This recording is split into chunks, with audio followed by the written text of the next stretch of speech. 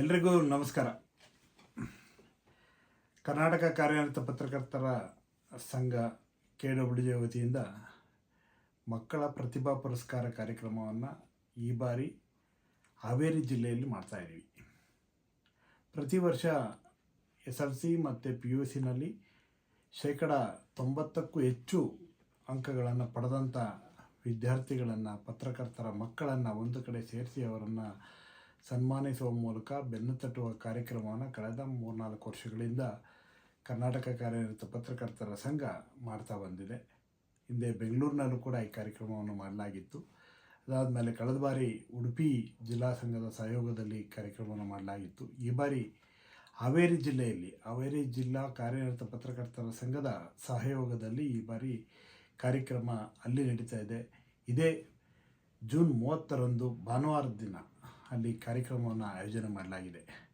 ನಾಡಿನ ಎಲ್ಲ ಜಿಲ್ಲೆಗಳ ಅಥವಾ ತಾಲೂಕುಗಳ ಎಲ್ಲೆಲ್ಲಿ ಪತ್ರಕರ್ತರಿದ್ದಾರೆ ಅವರ ಮಕ್ಕಳುಗಳು 90%ಕ್ಕಿಂತ ಹೆಚ್ಚು ಅಂಕ ಪಡೆದಂಥವ್ರು ಎಲ್ಲರೂ ಕೂಡ ಅಲ್ಲಿ ಬರ್ಬೋದು. ಆ ಕಾರ್ಯಕ್ರಮದಲ್ಲಿ ಭಾಗಿಯಾಗಲಿಕ್ಕೆ ಅವಕಾಶವನ್ನು ನಾವು ಮಾಡಿಕೊಟ್ಟಿದ್ದೇವೆ. ಈ ಮಕ್ಕಳ ಪ್ರತಿಭಾ ಪುರಸ್ಕಾರ ಕಾರ್ಯಕ್ರಮವನ್ನು ಅವತ್ತು ಅಲ್ಲಿಯ ಜಿಲ್ಲಾ ಉಸ್ತುವಾರಿ ಸಚಿವರಾಗಿರುವಂಥ ಶಿವಾನಂದ ಪಾಟೀಲ್ ಅವರು ಉದ್ಘಾಟನೆಯನ್ನು ಮಾಡ್ತಾಯಿದ್ದಾರೆ. ಮಾಜಿ ಮುಖ್ಯಮಂತ್ರಿಗಳಾದಂಥ ಬಸವರಾಜ ಬೊಮ್ಮಾಯಿ ಅವರೀಗ ಅಲ್ಲಿ ಸಂಸದರಿದ್ದಾರೆ, ಅವರು ಕೂಡ ಈ ಕಾರ್ಯಕ್ರಮದಲ್ಲಿ ಭಾಗಿಯಾಗ್ತಾ ಇದ್ದಾರೆ.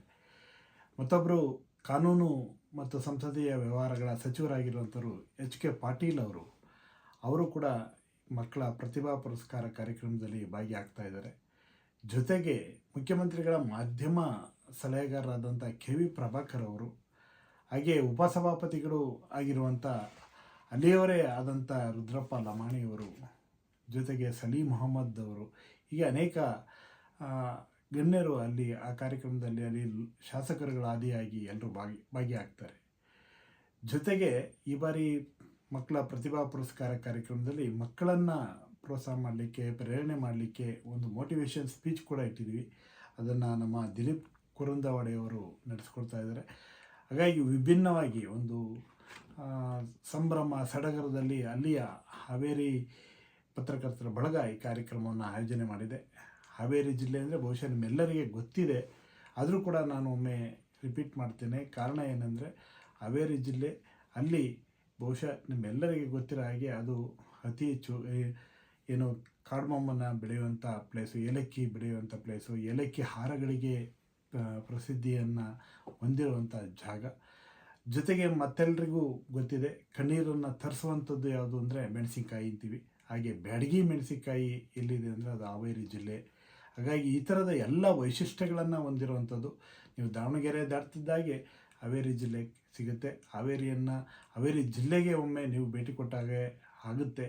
ಜೊತೆಗೆ ನಿಮ್ಮ ಮಕ್ಕಳ ಜೊತೆ ಎಲ್ಲ ಪ್ರತಿಭಾ ಪುರಸ್ಕಾರಕ್ಕೆ ಎಲ್ಲ ಪೋಷಕರುಗಳು, ಹಾಗೆ ಎಲ್ಲ ಪತ್ರಕರ್ತ ಮಿತ್ರರುಗಳು, ಹಾಗೆ KWJ ಎಲ್ಲ ಪದಾಧಿಕಾರಿಗಳು, ಜಿಲ್ಲಾ ಮತ್ತು ತಾಲೂಕಿನ ಪದಾಧಿಕಾರಿಗಳು, ಸದಸ್ಯರುಗಳು ಎಲ್ಲರೂ ಕೂಡ ಈ ಕಾರ್ಯಕ್ರಮಕ್ಕೆ ತಪ್ಪದೇ ಬರಬೇಕು.